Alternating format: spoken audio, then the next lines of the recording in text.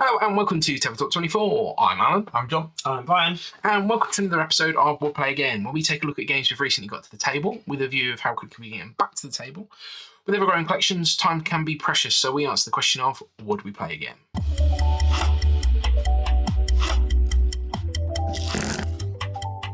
Today we have Psychobabble from Pschobabble Games. This one's taken us a bit of a while to get to the table. We picked this up at UKGE last year from Kedrick himself, so thank you to Kedrick for that.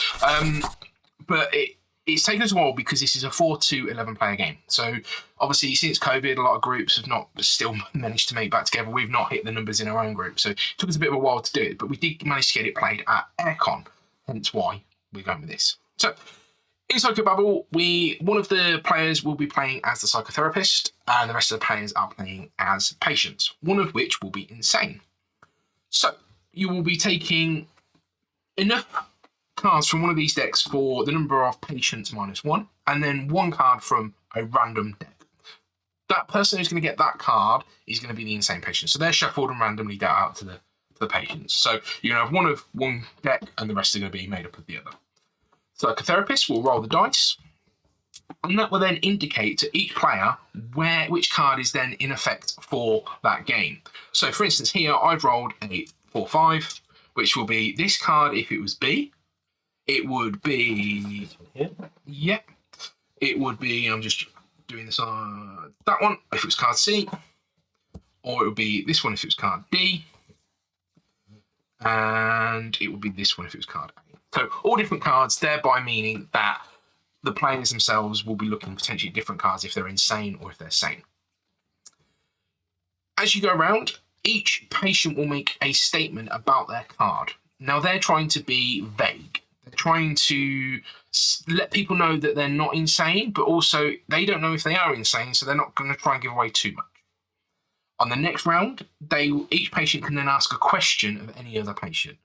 So they're trying to root out there who is the insane patient. Then the psychotherapist themselves goes round and asks each patient a question, because they're trying to work out what dream everybody had. At that point, once everybody's been questioned those 3 times, there is a vote. Okay. First of all, the psychotherapist takes the dice and goes, "Well, I believe it is this card," for whatever reason. Then they picked up one.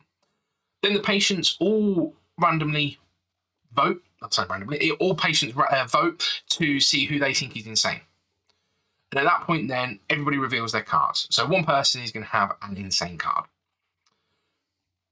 This will then determine who has won. If the psychotherapist has picked the right dream that the majority had, they win. If the patients then nominate the insane person, they win. But if neither actually win, the insane person has got away with being insane and they go on their merry way. Game plays up in about 15 minutes. We can then shuffle the cards back in together, pick a new psychotherapist, and go again.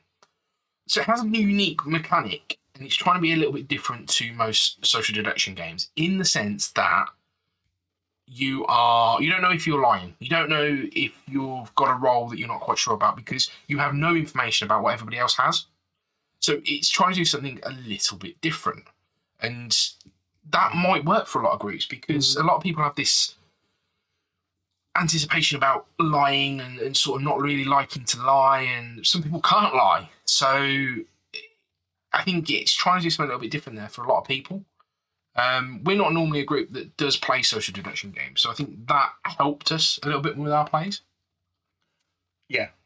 I mean, first off the bat, talk about the artwork. I like the artwork. I like the way this game looks. I mean, if they're meant to represent what people are dreaming, then eat some pretty strong cheese before you go to bed. There's elements of Lovecraft in here, of folk and fairy tale, of sci-fi, of Jack Kirby, of Tom and Jerry, of demons, angels, and everything in between. I think I like the fact that they're black and white.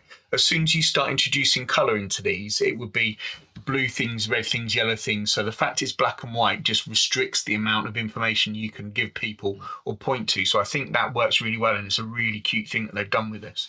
Yeah, the artwork sort of takes some of the British comic book art. Think of like the 90s and the 80s. The thing that we didn't spot straight away it's they all link together. So the mountains join up, and this the background joins up and things. So they do flow into one long picture. Yeah, which means they're also a little bit similar, and they will also be a bit unique. So these top cards, you're only going to have this with this sort of cosmic ray that's going on in the background. So yeah, they're all a little bit different. And I think the good thing about that is then people's interpretation of what those things are, and that really worked. I think for some of the questioning. Yeah.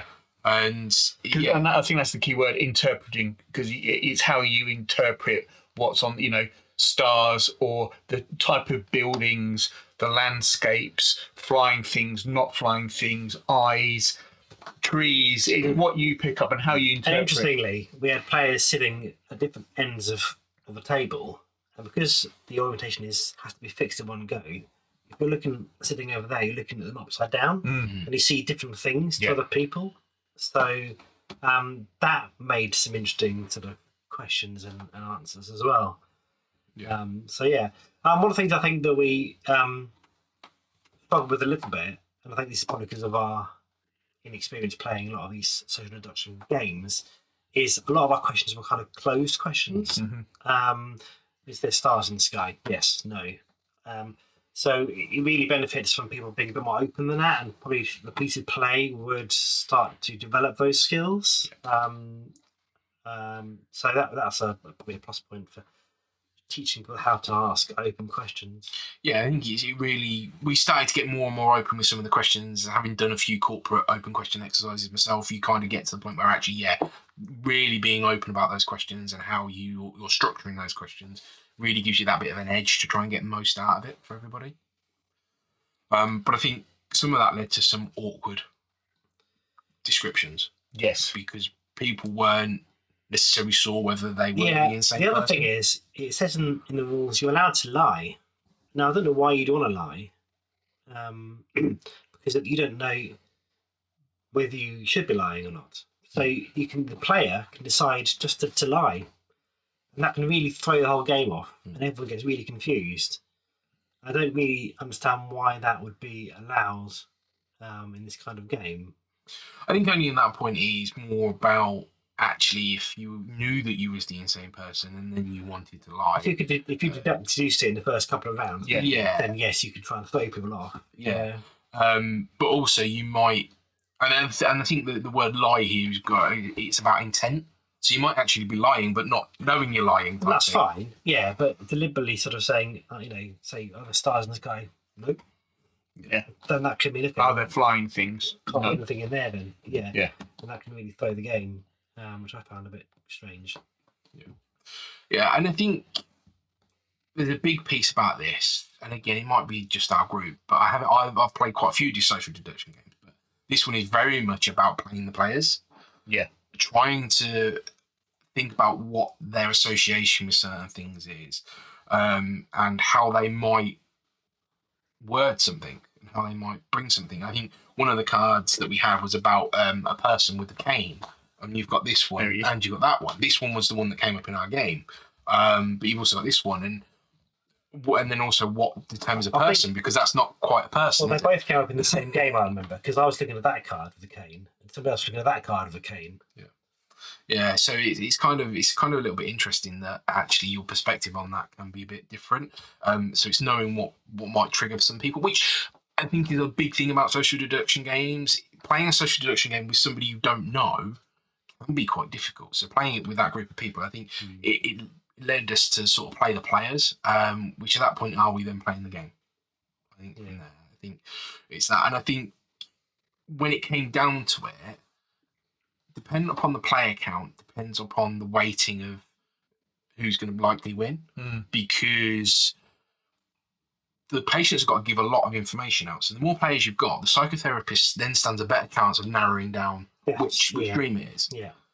The insane person then has a harder time to be able to escape, if you will, to find something that's a bit different. So I think the player counts skew it slightly, so maybe putting in a couple of extra insane people or something like that might have changed things a little bit.